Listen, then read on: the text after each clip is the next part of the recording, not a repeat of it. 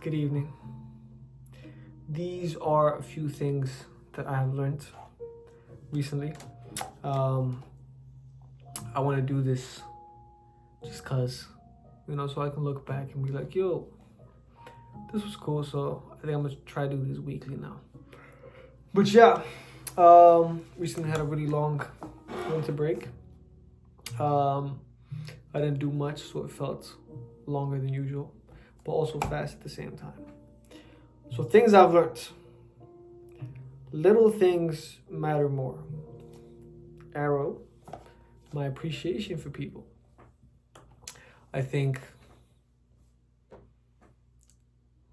I have tried to cut out a lot of distractions over the break. Some of them not by choice because a lot of friends and stuff left. And because of that, I have managed to have a much nicer appreciation for the little things. A friend of mine texted me over the break and he asked me what makes me happy. And that was such a fond memory. I could say maybe that was one of the highlights of my break, And it was such a little thing. So I think, I'm just learning. My storage ran out. Apologies. The second one is how bad distractions are. In parentheses, social media. I think social media can be good, but personally for me, I think the effects are significantly worse. I was going through my journal recently for the whole year of 2025, and I found a lot of the anxiety, a lot of the bad days were rooted in me scrolling first thing in the morning, which was such a small thing, but it influenced my days so heavily. I'm finding also when I'm away from it, going back to the previous point, I can just appreciate little things a lot more, compare myself less, my mind is more present. But realizing that it's genuine, really addictive poison. And I think while it can improve some areas of your life,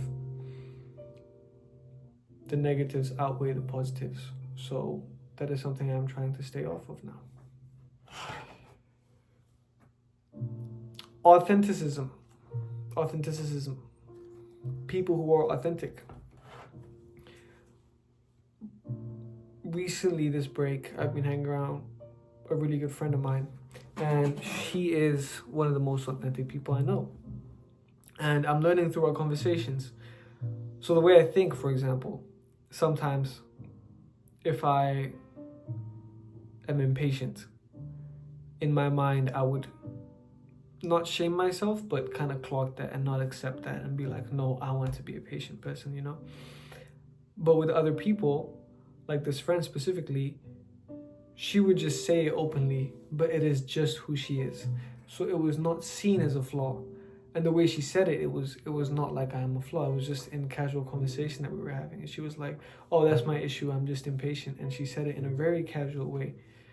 But it was no hate. It was no animosity. It was just like, this is who I am. And it was so authentic that it made me even think, why do I see that even as a flaw? Because there are benefits to that as well.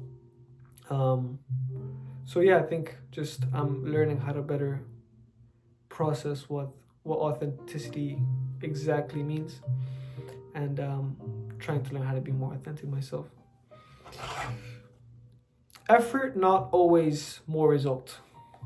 Arrow, Fullscript. So I started work today, which was quite nice. Fullscript, which is a wonderful and beautiful company with good people. I often shame myself.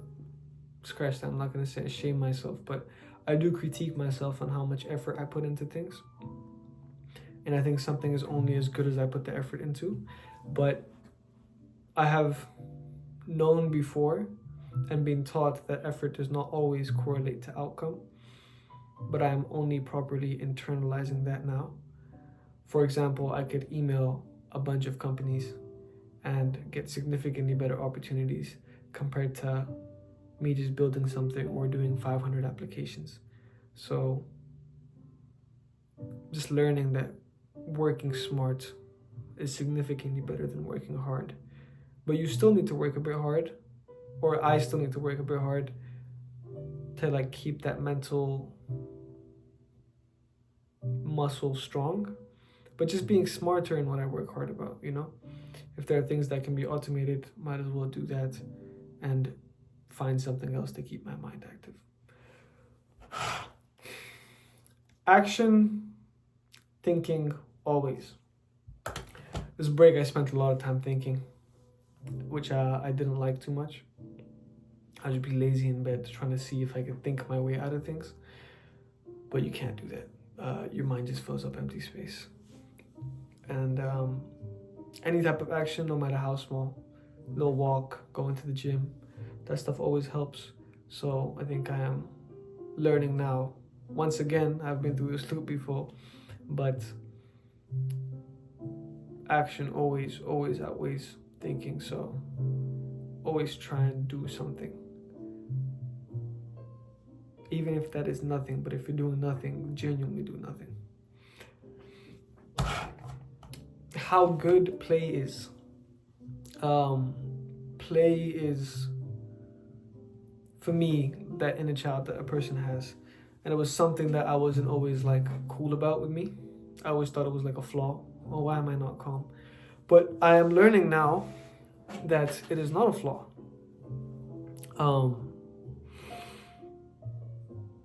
It is actually a very good trait to have, not only with those around me as well, but in terms of business and just all areas of life. I read a book a while back, 7 Habits of Highly Effective People, and Stephen Covey, he was a very playful man. I'm reading a book now called Essentialism, and in that as well, it also talks about the importance of play. There's a quote by Roald Dahl where he says something like, even being able to play is something that only the wisest men know. The quote is, "A little nonsense now and then is cherished by the wisest men." So yeah, I think I am getting a lot more comfortable being playful and authentic. I always have been, but not the most super comfortable with it, but I guess I am now, which is very cool as well. But yeah, that is what I've learned recently.